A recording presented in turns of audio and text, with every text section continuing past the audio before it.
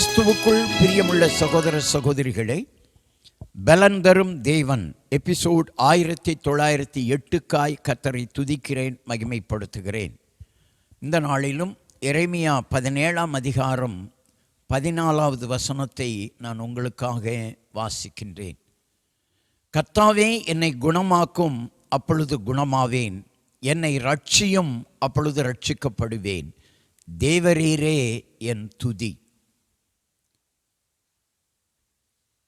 குணமாக வேண்டுமானால், ரட்சிக்கப்பட வேண்டுமானால், இந்த வசனத்திலே ஆண்டவர் ஒன்றை நமக்கு புரிய வைக்கிறார்.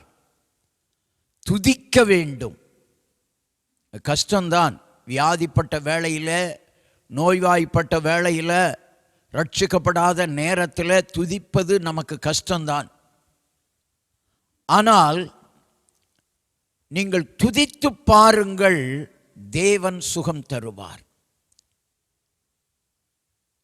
ரட்சிக்கப்பட்டவர்களை அனுதினமும் கர்த்தர் சபையிலே சேர்த்து கொண்டு வந்தார். இங்கே என்னை ரட்சியும், அப்பொழுது ரட்சிக்கப்படுவேன். மனிதர்களால் ரட்சிப்பு வராது, பாதுகாப்பு வராது. ஒரு மனிதன் எவ்வளவு காலம் பாதுகாப்பை கொடுக்க முடியும்? கர்த்தருடைய பாதுகாப்பு தான் முக்கியம்.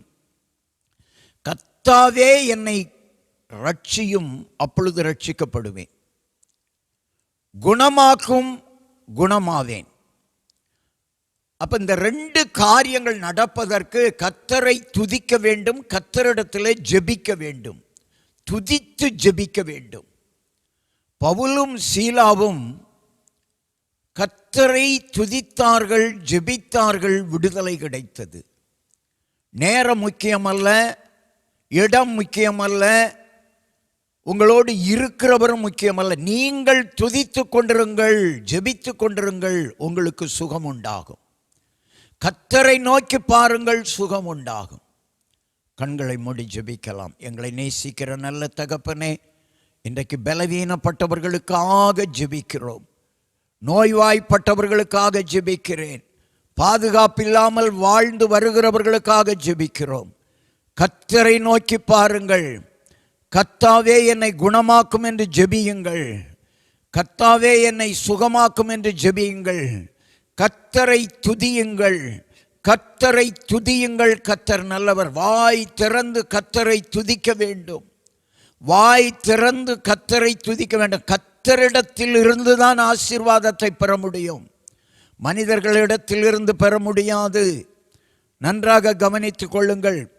கர்த்தர் தான் ஆசீர்வதிக்கிறவர், ஆசீர்வதிக்கிறவர். Hallelujah, hallelujah, hallelujah. Glory, glory, glory. கர்த்தரை நம்புங்கள், கர்த்தரிடத்தில் ஜெபியுங்கள், கர்த்தரையே துதியுங்கள். துதி உங்களை சுகமாக்கும். கர்த்தரை துதிப்பது உங்களை விடுதலையாக்கும். கர்த்தரை துதிப்பது உங்களை உயர்த்தும், உங்கள் தொழிலை, வியாபாரத்தை உயர்த்தும். இயேசு கிறிஸ்துவின் நாமத்தில் ஜெபிக்கிறேன் பிதாவே, ஆமென்.